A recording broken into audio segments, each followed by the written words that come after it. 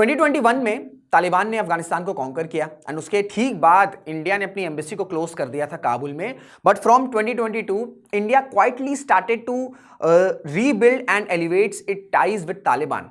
And अब 2025 में historic visit schedule है तालिबान के एक्टिंग फॉरेन मिनिस्टर का, and that's why there are whispers कि is India ready to recognise Taliban, and India silently अपने ties elevate क्यों कर रहा था, एंड क्या एक्चुअल में इंडिया को तालिबान को रिकॉग्नाइज करना चाहिए नहीं करना चाहिए, इन सब एस्पेक्ट पर आज हम डिस्कशन करने वाले। हेलो नमस्कार, this is Rishabh Singh and you watching Shriram size UPSC prep. आपको इस चैनल पर इसी तरीके की क्वालिटी एनालिसिस अपडेट्स मिलती है जो आपके यूपीएससी प्रिपरेशन को काफी ज्यादा हेल्प करती है। सो अगर आप चैनल पर नए हैं तो चैनल को सब्सक्राइब जरूर कर लीजिएगा। और आज का जो सेशन होने वाला है उसका जो टॉपिक है वो ये है कि is India ready to recognise Taliban.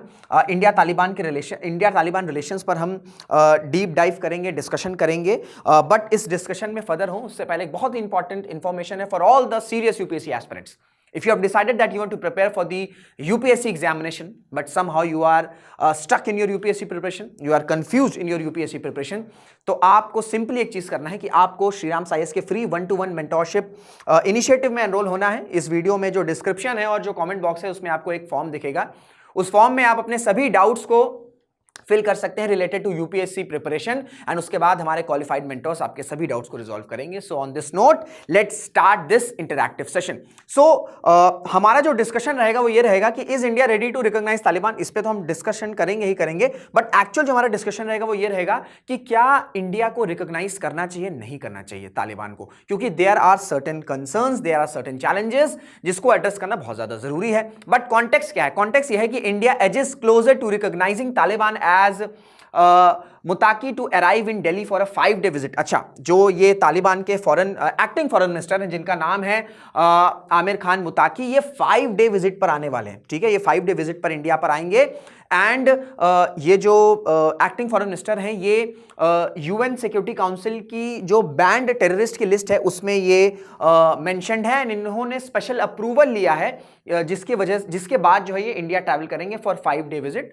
और रिपोर्ट्स ये बता रही हैं कि जब एक्टिंग फॉरेन मिनिस्टर तालिबान के जब इंडिया लैंड करेंगे तो उनको फुल प्रोटोकॉल, ठीक है, जो एक किसी भी कंट्री के फॉरेन मिनिस्टर जब विजिट करते हैं तो जिस तरीके का प्रोटोकॉल फॉलो किया जाता है, रिपोर्ट्स ये बता रही हैं कि उसी तरीके का प्रॉपर जो प्रोटोकॉल है वो फुलफिल किया जाएगा। एंड इस विजिट से पहले ही मॉस्को में एक समिट था जहां पर इंडिया ने बोला है कि इंडिया जो है वो इकोनॉमिक टाइज जो है वो अपना बिल्ड करना चाहता है अफगानिस्तान के साथ, जहां पर ये बोला गया है कि अब ये होगा कैसे, through investment, through cooperation and with regional countries and with the help of international community. Plus India ने कैटेगोरिकली ये भी कहा है कि जिस तरीके से कंट्रीज यूनिलैटरली अग्रेशन कर रही हैं या करना चाहती हैं या अटेम्प्ट कर रही हैं, उससे क्या होगा कि पूरे की पूरा जो रीजन है उसका पीस हैम्पर हो सकता है। एंड ये जो यूनिलैटरल अग्रेशन की बात करी गई है या ये मिलिट्री इंफ्रास्ट्रक्चर की बात करी गई है, ये कहीं ना कहीं यूएस को टारगेट किया गया है, क्योंकि रिसेंटली ही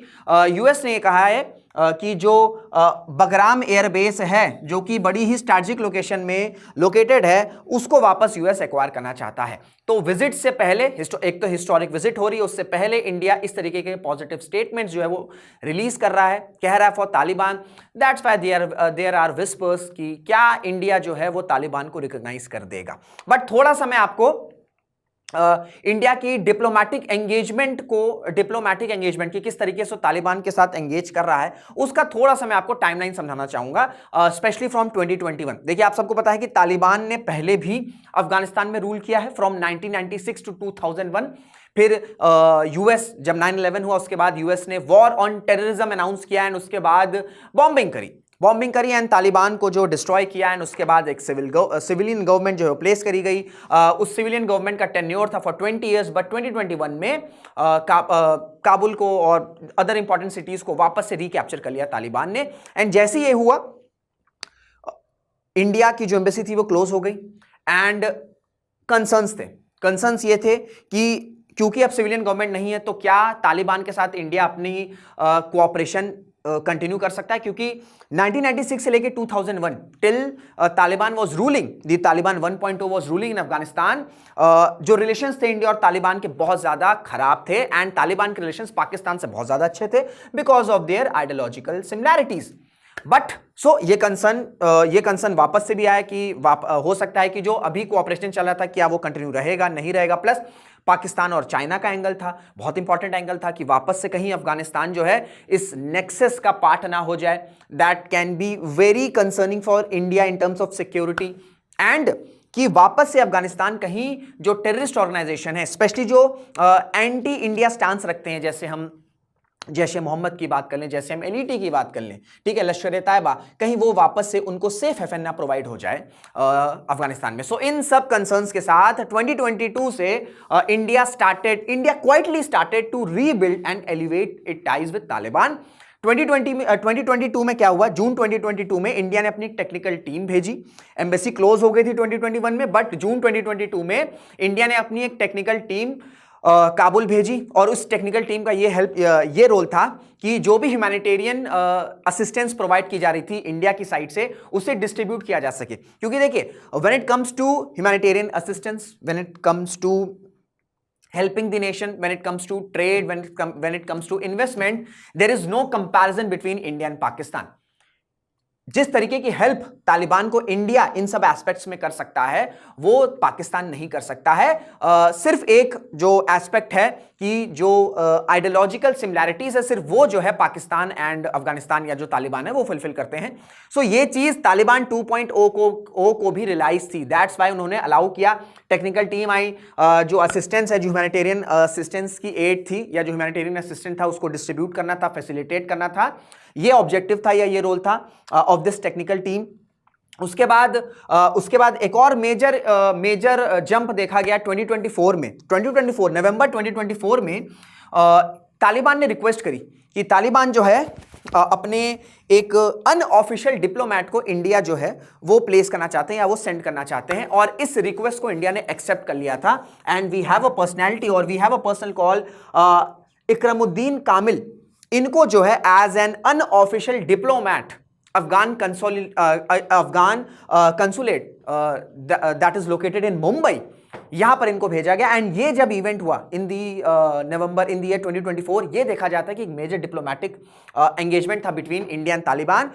फिर इसी साल 2025 के अर्ली मंथ्स में हमने देखा कि इंडिया के जो फॉरेन सेक्रेटरी हैं एंड जो तालिबान के एक्टिंग फॉरेन मिनिस्टर हैं जो अब विजिट करेंगे इंडिया, उनकी पहली बार जो है बायलैटरल मीटिंग हुई, जहां पर डिफरेंट एस्पेक्ट्स को जो है वो डिस्कस किया गया। तो ये टाइमलाइन चली है right from 2021 till up to 2025। But now there are question कि इंडिया जो है, why India quietly re-establishing और rebuilding and elevating its ties with Taliban? तो उसके पीछे 3-4 इंपॉर्टेंट फैक्टर हैं। पहला फैक्टर यह है कि हमारी जो कोऑपरेशन अफगान गवर्नमेंट के साथ स्टार्ट हुई थी right from 2001 to till up to 2021, and जिसमें इंडिया ने इन्वेस्ट किया था मल्टीपल प्रोजेक्ट्स में, ठीक है, मल्टीपल डेवलपमेंट प्रोजेक्ट्स जो कि अफगानिस्तान की डेवलपमेंट पर फोकस करते थे। क्या ये कंटिन्यू रहेंगे या नहीं रहेंगे? सो सबसे मेजर क्वेश्चन ये था। सो ये कोऑपरेशन कंटिन्यू हो सके, that's why India quietly started re-establishing and elevating its ties with Taliban. Then Pakistan and China का angle, already we have a deadly nexus of Pakistan and China. Pakistan quote or terms China as all weather friend and same goes for China. तो इस nexus में हम अफगानिस्तान या तालिबान को भी नहीं add करना चाहते थे। That's why we have started to re-establish और rebuilding our ties with Taliban. Then जिस तरीके से हमने 1996 एंड 2001 में देखा था तालिबान 1.0 के टेन्योर में कि बहुत से जो anti India stance terrorist organisations रखते थे उनको एक सेफ हेवन प्रोवाइड होने लग गया था। एंड इसी तरीके का जो कंसर्न है वो 2021 में भी आया कि जैसे आपका जैश ए मोहम्मद हो गया या आपका लश्कर ए तैयबा हो गया, जो कि एंटी इंडिया स्टांस रखते हैं, जो कि पाकिस्तान की प्रॉक्सी फोर्सेस की तरह काम करते हैं, ये वापस से रीएक्टिवेट हो सकते हैं। ठीक है, इनको एक और सेफ ग्राउंड मिल सकता है क्योंकि पाकिस्तान ने हमेशा ही अफगानिस्तान को एक बैटलफील्ड की तरह देखा है। दैट्स अगर आप देखोगे जो उनकी लोकल पब्लिक है, literally they hate Pakistanis and they hate Pakistani army. क्यों? क्योंकि पाकिस्तान ने हमेशा अफगानिस्तान को एक बैटल ग्राउंड की तरह रखा है कि जो भी फोर्सेस, जो टेररिस्ट ऑर्गेनाइजेशंस हैं जो कि इंडिया को डिस्ट्रॉय कर सकती हैं, उनका एक सेफ हेवन जो है अफगानिस्तान में प्रोवाइड किया जा सके। दैट्स वाई पाकिस्तान जो है वो काफी ज्यादा इंटरेस्टेड था कि अफगानिस्तान में इन्फ्लुएंस पाकिस्तान का बना रहे, ठीक है। एंड प्लस हमारे कई सारे कनेक्टिविटी प्रोजेक्ट्स हैं, दैट इंक्लूड्स चाबहार पोर्ट, ठीक है, that includes Chabahar port, that includes north south transport corridor या international north south transport corridor. इन सब में अफगानिस्तान की जो लोकेशन है वो बहुत ज्यादा क्रूशियल है फॉर इंडिया। सो इन सब रीजंस, ये जो 4 मेजर रीजंस हैं, ठीक है, जो 4 मेजर रीजंस हैं, इन सब की वजह से इंडिया को ये रियलाइज हुआ कि we need to rebuild, we need to reestablish our ties with Taliban. And that's हमने देखा कि 2022 के बाद से जो डिप्लोमेटिक एंगेजमेंट है वो कभी भी बंद नहीं हुई थी, क्योंकि बिल्कुल कंप्लीटली शट डाउन कर देना, बिल्कुल ही कंप्लीटली शट डाउन कर देना रिलेशंस अपने तालिबान के साथ, उससे क्या हो सकता था, उससे पाकिस्तान, चाइना को एक एज मिल सकता था, ठीक है, जो टेररिस्ट ऑर्गेनाइजेशंस हैं उनके लिए एक सेफ हेवन मिल सकता था। इन सब वजहों से हमने कंप्लीटली शट डाउन नहीं किया। एंड दैट्स वाई ये जो 4 रीजंस हैं, दीज आर मेजर रीजंस कि India re-establish it's ties with Taliban. Clear हो गया? नाउ अब एक इंपॉर्टेंट क्वेश्चन है कि हर्डल्स क्या हैं, ठीक है, there are certain hurdles while recognising Taliban. सबसे इंपॉर्टेंट हर्डल ये है कि अगर हम इंडिया की बात करें या दूसरे हम मेजर कंट्रीज की बात करें, there is continuous issue of inclusivity and human rights issues. हमने देखा है कि तालिबान 2.0 इंडिया के लिए सॉफ्ट स्टांस रखता है, बट अगर मैं अफगानिस्तान में फीमेल पॉपुलेशन की बात करूं, वुमेन पॉपुलेशन की बात करूं, तो उनका जो लाइफस्टाइल है या जो उनकी जो कंडीशन है वो बहुत ज़्यादा डेट्रोएट हो चुकी है तालिबान 2.0 में।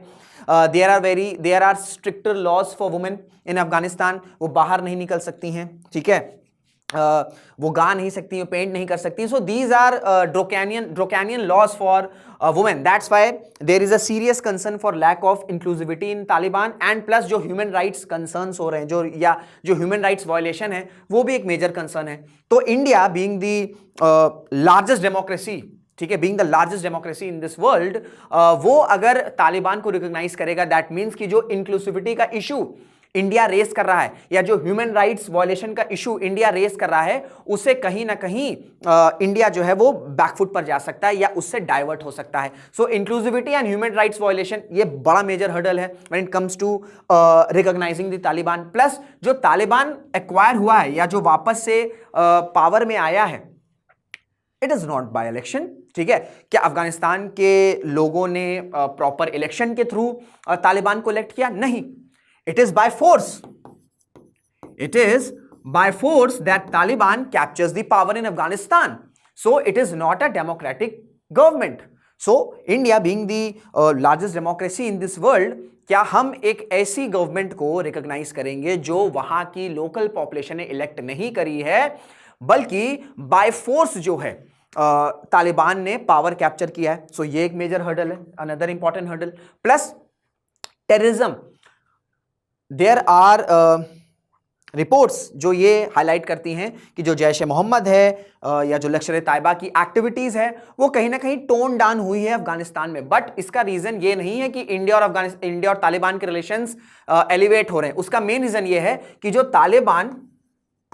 तालिबान और पाकिस्तान के रिलेशंस हैं ये डिरेल हुए हैं, इसमें जो है डाउनफॉल आया है। तो इस वजह से पाकिस्तान की जो प्रॉक्सी फोर्सेस हैं they are not very much active in the Afghanistan region. तो टेररिज्म जो है एक इंपॉर्टेंट एस्पेक्ट है। प्लस अगर हम मेजर कंट्रीज की बात करें तो वो ऑलरेडी जो है टेररिज्म का इशू जो है वो रेस कर रही हैं कि तालिबान गवर्नमेंट जो है वो टेररिज्म को अपनी सॉइल पर रोक नहीं पा रही है, ठीक है, रोक नहीं पा रही है। And the last hurdle is UN sanctions. अगर मैं बात करूं जितने भी इंपॉर्टेंट लीडर्स हैं तालिबान के, they are banned international terrorist including the Taliban's acting foreign minister जिनका विजिट शेड्यूल्ड है टू इंडिया। सो ऐसे में ऐसी गवर्नमेंट को रिकॉग्नाइज करना जहां के इंपॉर्टेंट लीडर्स और key leaders sanctioned as the international terrorist, तो ऐसे में ये कहीं ना कहीं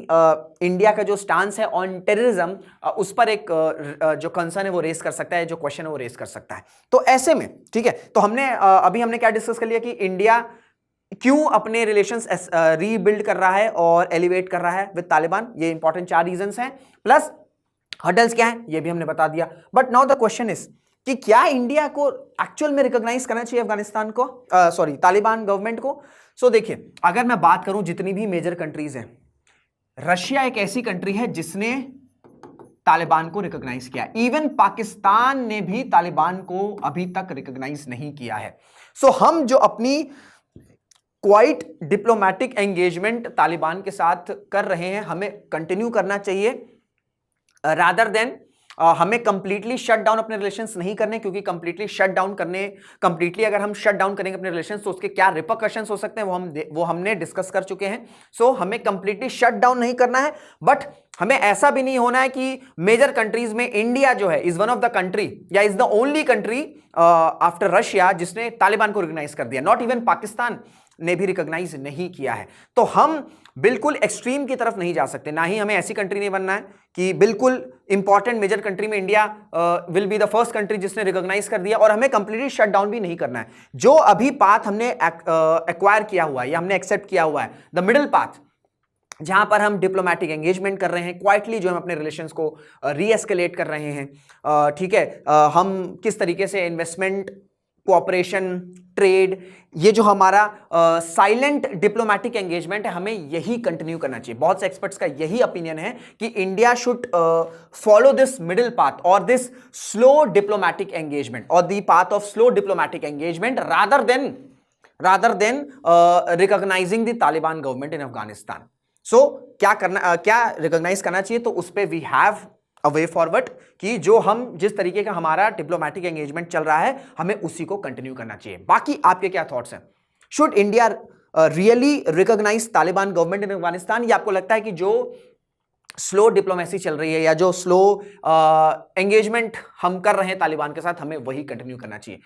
जो भी आपके थॉट्स हैं कमेंट्स में जरूर से बताइएगा। एंड अगर ये वीडियो आपको हेल्पफुल लगा है तो आप वीडियो को लाइक जरूर करिएगा, शेयर जरूर करिएगा, चैनल पर नए हैं तो चैनल को सब्सक्राइब जरूर कर लीजिएगा, क्योंकि इस तरीके के जो क्वेश्चंस हैं ये आपके जो मेंस में इंटरनेशनल रिलेशंस है उस पर ये क्वेश्चंस पूछे जाते हैं। ये डायनेमिक पेपर होता है, तो इस तरह की जो हैपनिंग्स है ये आपको पता होने चाहिए। So on this note we'll end this video. Till then, this is Rishabh Singh signing off. जय हिंद, जय भारत।